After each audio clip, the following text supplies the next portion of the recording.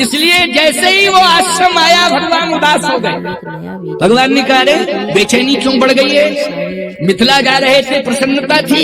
विश्वामित्र जी बोले, यहाँ थोड़ी गंदगी है, इसको साफ कर दिया जाए। की तरफ सभी क्या गंदगी है?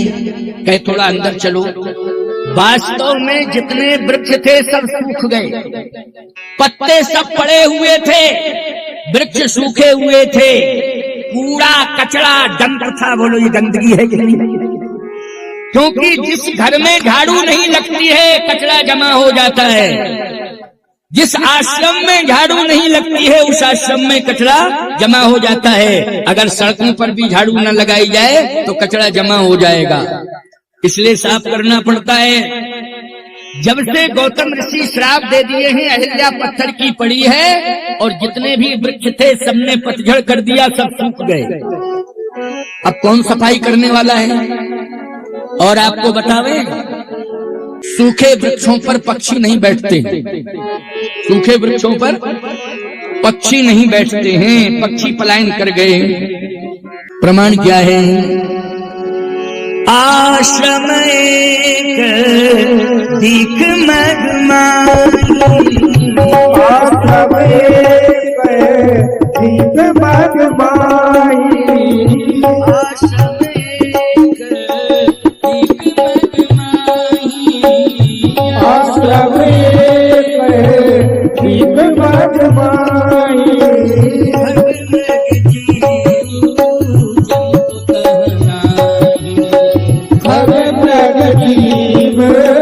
जंतुता हराए। पूछा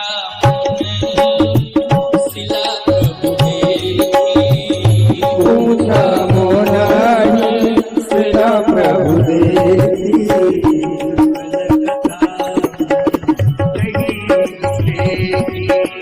सकल कथा मोरी कही देखी,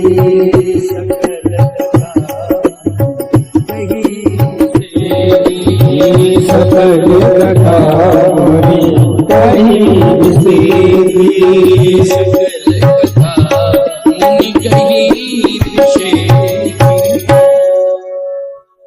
पत्थर की चट्टान देखी। भगवान ने कहा, ये कौन? कहा, ये अहिल्या।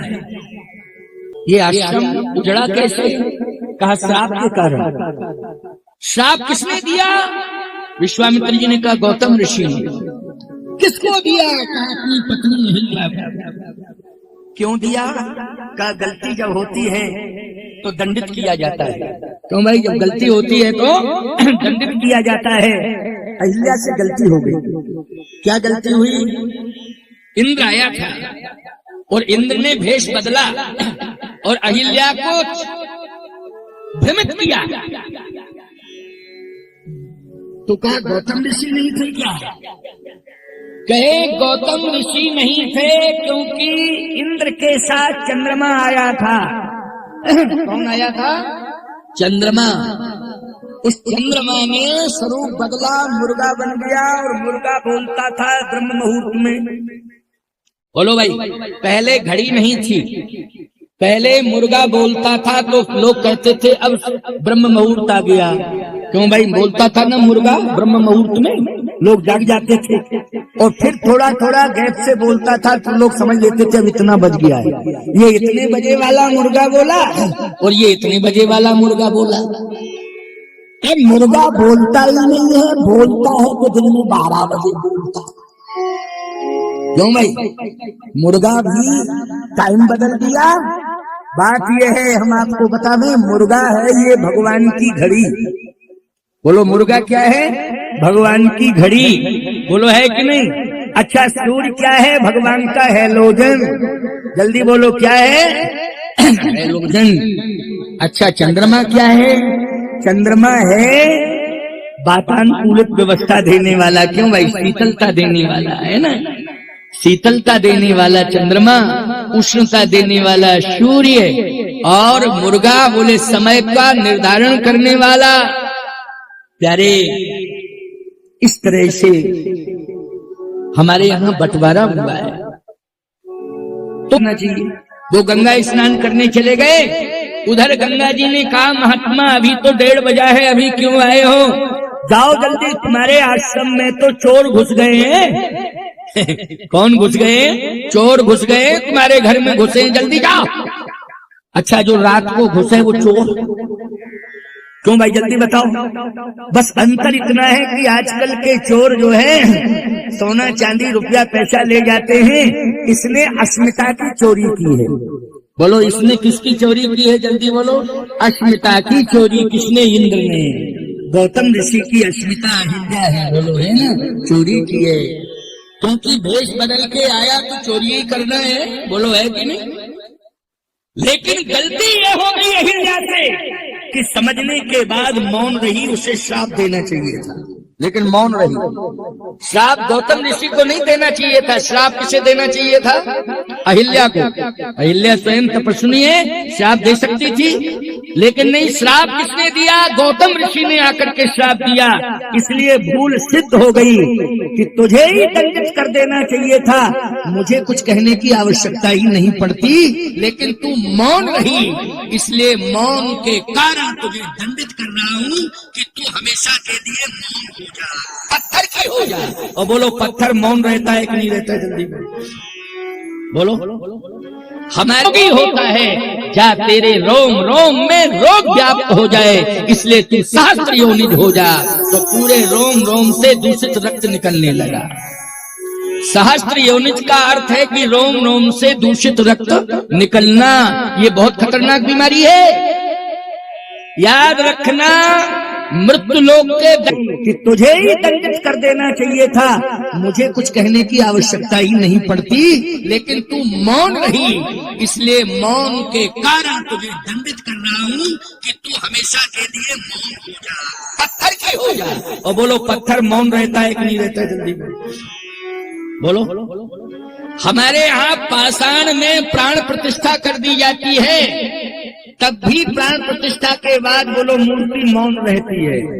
क्यों भाई रहती है? कि देती सब कुछ है, वरदान दे देती है, फल दे देती है, लेकिन मौन रहती है।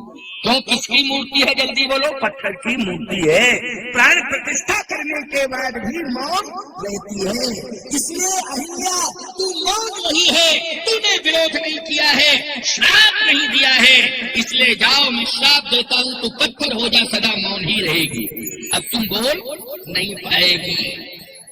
इंद्र से कहा कि तुमने आच्छल किया है, इससे सिद्ध होता है कि तू स्वर्ग छोड़ करके धरती पर भोग करने आया। क्यों? स्वर्ग छोड़ करके धरती पर क्या करने आया? भोग करने आया। इसलिए जो भोगी होता है वो रोगी होता है, जा तेरे रोम रोम में रोग व्याप्त हो जाए, इसलिए तू सहस्त्र योनिज हो जा। तो पूरे रोम रोम से नहीं कर पाएंगे, अमर है। लेकिन मैं आपको एक बात बताऊं, ध्यान से सुनना। जैसे कठिन बीमारी हो जाए और व्यक्ति मरे ना, प्रदूषण फैल गया है, अश्विनी कुमार के पास गया, अश्विनी कुमार से कहा कि मेरा उपचार करो। अश्विनी कुमार ने कहा इतना खतरनाक श्राप लग गया है कि इस बीमारी का कोई इलाज नहीं है, न कोई दवा है, न कोई रसायन है, उपचार हो ही नहीं सकता। इंद्र ने कहा तो क्या करूं? देवताओं को बिठाया, कहा गलती तो बड़ी हो गई, बहुत बड़ी गलती हो गई। देखो एक बात आपको बतावे, आदमी गलती करने के पहले उसकी आत्मा उसको टोकती है।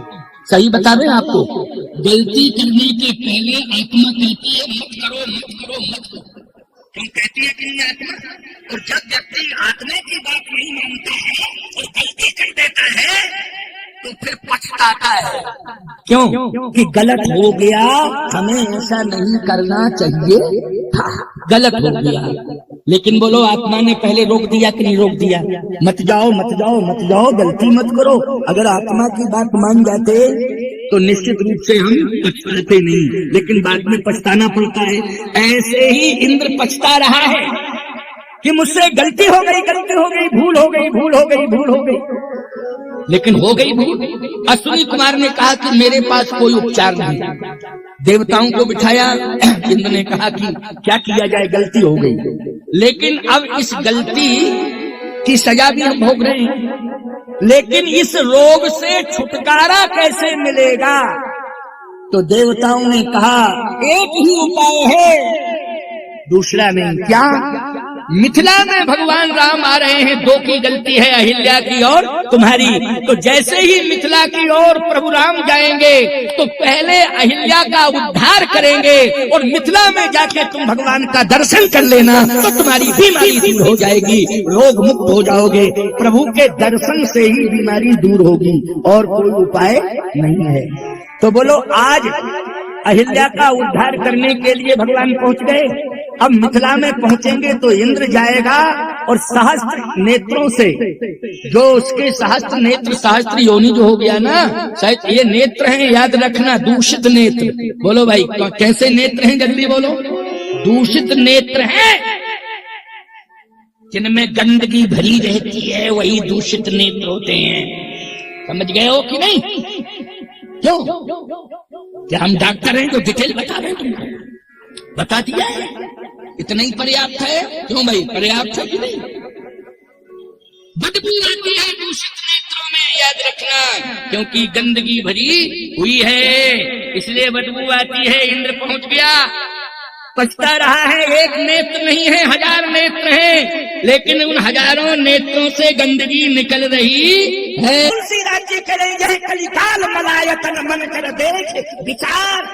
अरे विचार कर, मूढ़ ज्ञान, मूढ़ नर, अज्ञानी मानो, तू विचार कर, ये गंदगी भरी है संसार में, लेकिन तू इन आंखों से देख रहा है, ये आंखों में गंदगी आ गई है।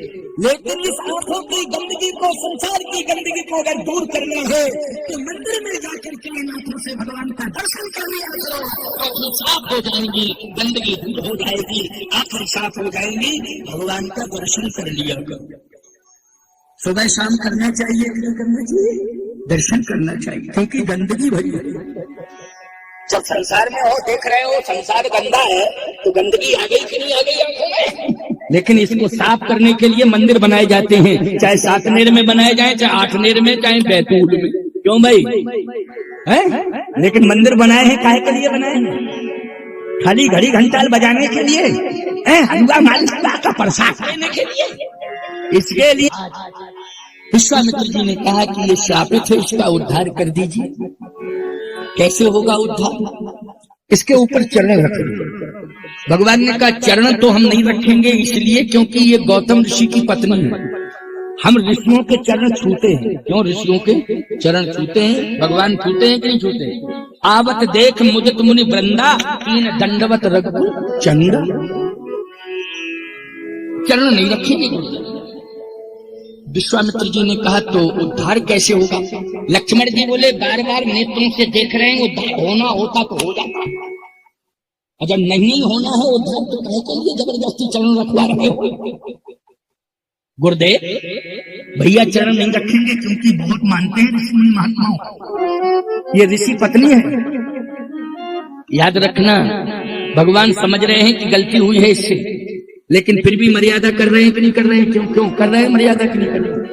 अच्छा एक बात बताओ, यदि हमारी मंदिर की मूर्ति खंडित हो गई है, अगर हम सच्चे मन से भक्त हैं, तो याद रखना उस मूर्ति को भी भले ही दूर से प्रणाम करें, लेकिन सिर झुका। ऐसा थोड़ी कि आप टूट गई तो और तोड़ दो, हथौड़ो, नहीं नहीं, बल्कि उसको ले जाके सम्मान पूर्वक किसी जलाशय में प्रवाहित कर देते हैं। कि टूट गई है तो और हथौड़ा मार के मिट्टी मिला देते हैं क्या? चकनाचूर करते हैं। थोड़ा सा और प्रेशर बनाओ, प्रभाव छोड़ के उद्धार कर दो। भगवान ने कहा तो करता हूं। तो वाणी का प्रयोग किया। किसका प्रयोग किया? वाणी का। ये पूछा मुनि शिला प्रभु दे, पूछा मुनि शिला प्रभु दे, पूछा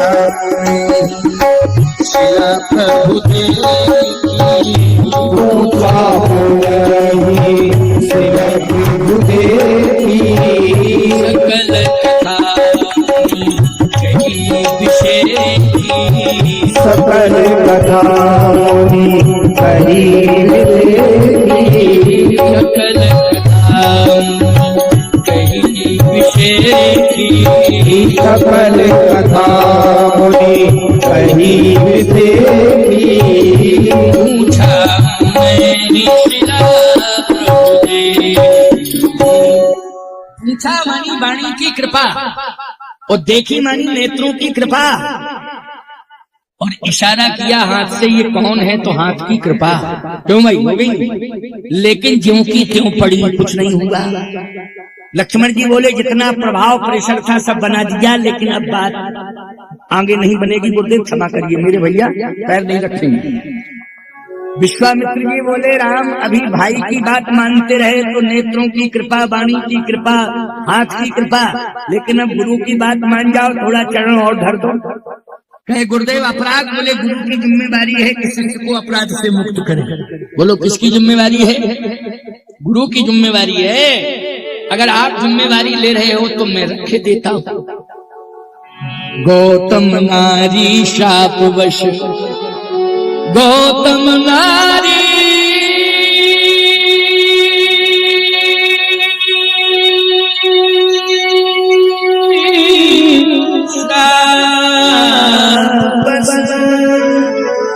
उपल देहि धरधि, चरण कमल रज चाहि, कृपा करहु रघुवीर। विश्वामित्र जी ने कहा चरण रख दो, मैं आज्ञा दे रहा हूं, आप कह रहे हो तो मैं रखे देता हूं। और जैसे प्रभु राम ने चरण रखा, न हिली न डुली न बोली। लक्ष्मण जी बोले हम बार बार मना कर रहे थे आपको चरण मत रखो मत रखो, और चरणों रख दिया फिर भी कुछ नहीं हुआ। भगवान बोले गुरु जी कह रहे थे हम क्या करें, गुरुदेव की आज्ञा थी इसलिए हमने मानी। लेकिन गुरुदेव समझे अब। विश्वामित्र जी बोले समझ रहा हूं, पावर ठीक से सप्लाई नहीं हो रहा है। क्यों भाई? पावर सप्लाई नहीं हो रहा है, कहीं ना कहीं कनेक्शन लूज है, इसलिए करंट सप्लाई नहीं हो रहा। क्यों भाई? कनेक्शन अगर लूज होता है तो ठीक से, क्यों कनेक्शन लूज के पावर सप्लाई कहां से हो जाएगा? करंट ही नहीं मिलेगा। पहले कनेक्शन देखो, फाइट देखो, फाइट कहां है। फाइट समझ में आ जाता है तो निश्चित रूप से पावर सप्लाई होने लगता है, उसे ठीक करना पड़ता है। भगवान राम बोले हमें फाइट समझ में नहीं आ रहा, आप ही समझो फाइट कहां है, आप बताओ। विश्वामित्र जी ने आंख बंद कर ली, बोले ओ फाइट पकड़ में आ गया, पकड़ में आ गया, आ गया, आ गया। कैसे आ गया? हम नहीं समझ रहे गुरु जी कैसे आया पकड़ में। क्या मैं समझ रहा हूं, तुमने चरण रखा लेकिन फाइट यह है कि रज नहीं डाले। रज डाल दो तो अभी करंट आ जाएगा, पावर सप्लाई। रज डालो। चरण कमल रज चाहिए, कृपा करहु रघुवीर।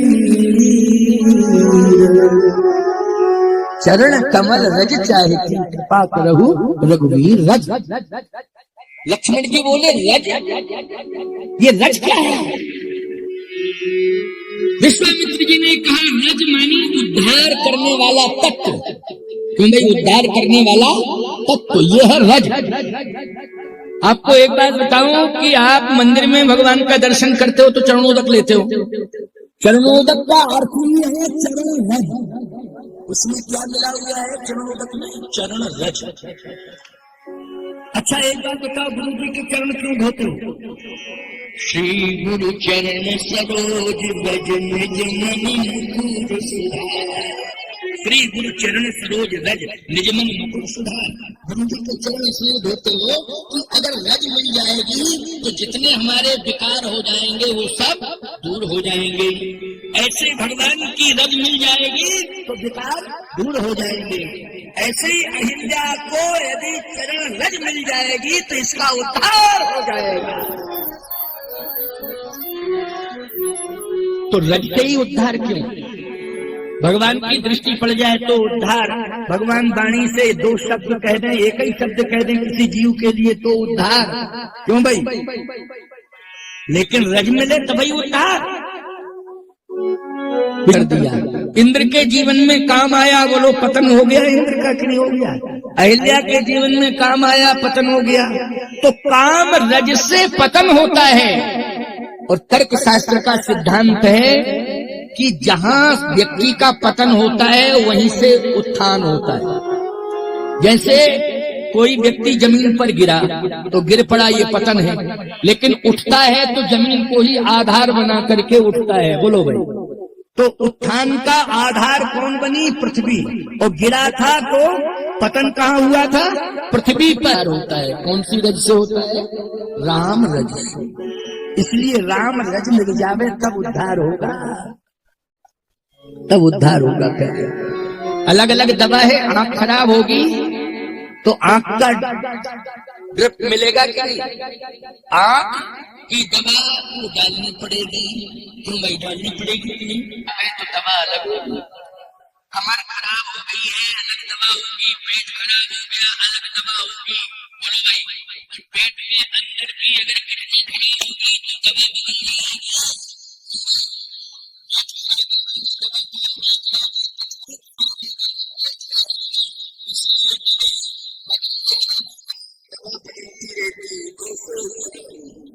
काम रज ने प्रभावित किया है, इसलिए अब राम रज का दूध देना पड़ेगा।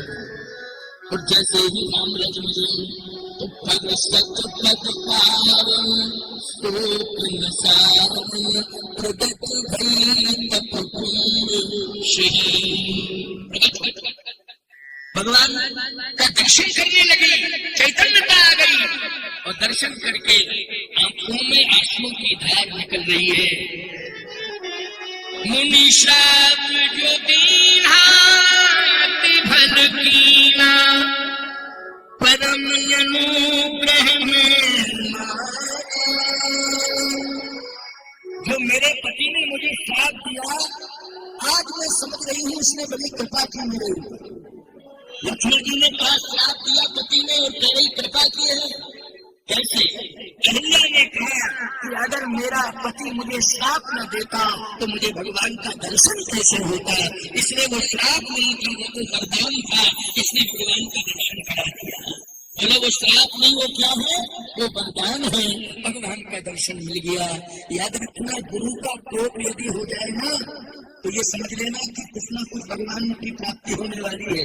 क्योंकि गुरु का क्रोध क्या होता है जानते हो? वरदान होता है। अगर किसी विद्यार्थी के ऊपर मास्टर ने क्रोध कर दिया है तो समझ लेना कि निश्चित रूप से वो पास होगा ही होगा।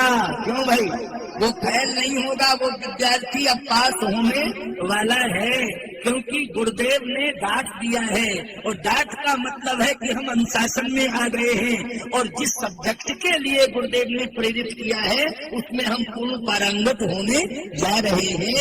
क्योंकि गुरु का वो क्रोध नहीं है, वो वरदान है। शाप नहीं, वो वरदान है।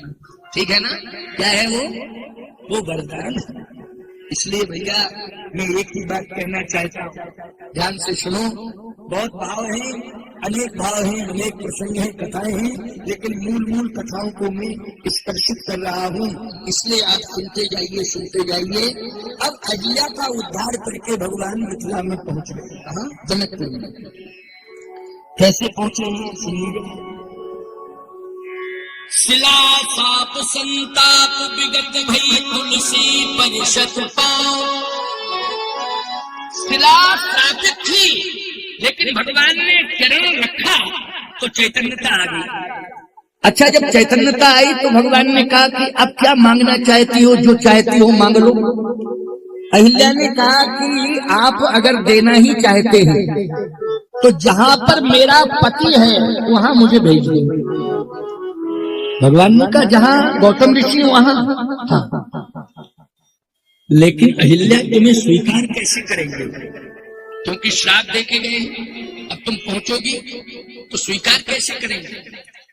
अहिल्या ने कहा कि प्रभु आपकी रज ने मेरी जड़ता को समाप्त कर दिया। किसको कर दिया? जड़ता को समाप्त कर दिया। और जिनमें क्रोध आ जाता है उनकी बुद्धि में जड़ता आ जाती है, तो थोड़ी सी रज और दे दो हमें, बस मैं वही रज दे दूंगी अपने पति को, तो उस रज का प्रभाव से जो क्रोध की जड़ता है वो समाप्त हो जाएगी। भगवान ने कहा लेकिन लेके कौन जाएगा? गौतम ऋषि कहा प्रभु वही रज लेके जाएगी, क्योंकि जो आपके चरणों की चरणोदक के माध्यम से रज लेते रहते हैं वो आपके धाम पहुंच जाते हैं। वही चरणोदक की रज ही आपको जीव को ले जाती है आपके पास, आपके धाम। तो ये चरण रज की, इसलिए चरण रज अगर आपकी मेरे हाथ में होगी तो मैं पति के पास पहुंच जाऊंगी, क्योंकि जगत पति भी मिल जाता है और पति भी मिलता है। ये चरण रज की विशेषता है। भगवान ने कहा तो और ले लो, तो दोबारा जैसे चरण रज ली, याद रखना मुट्ठी में आई, तो उस चरण रज ने पति के पास पहुंचा दिया। बोलो कहां पहुंचा दिया? भगवान की चरण रज ने एक तो उद्धार कर दिया और पति के पास भी पहुंचा दिया। अब जैसे ही गौतम के सामने, गौतम ऋषि के सामने अहिल्या खड़ी हुई, गौतम ऋषि ने देखा क्रोध आया, अभी रज है मुट्ठी में, क्रोध आया, किसने भेजा है? अहिल्या ने कहा जिसने जड़ता दूर की है। जड़ता किसने दूर की है? जो चेतन को जड़ करे, जड़े करे चैतन्य, वो परमात्मा। क्यों भाई? जो मुर्दे में भी प्राण डाल देता है उसको क्या कहते हैं? ईश्वर कहते हैं, परमात्मा कहते हैं। तो परमात्मा ने मेरी जड़ता दूर की है, परमात्मा ने ही मुझे और जैसे ही गौतम ऋषि की दृष्टि भगवान की चरण रज पर पड़ी, उसी समय क्रोध चढ़ा हुआ अल्लाह आ गई, नेत्री से झरझर के आंसू निकलने लगे। भाई तो बिगड़ गया, कैसा बन गया,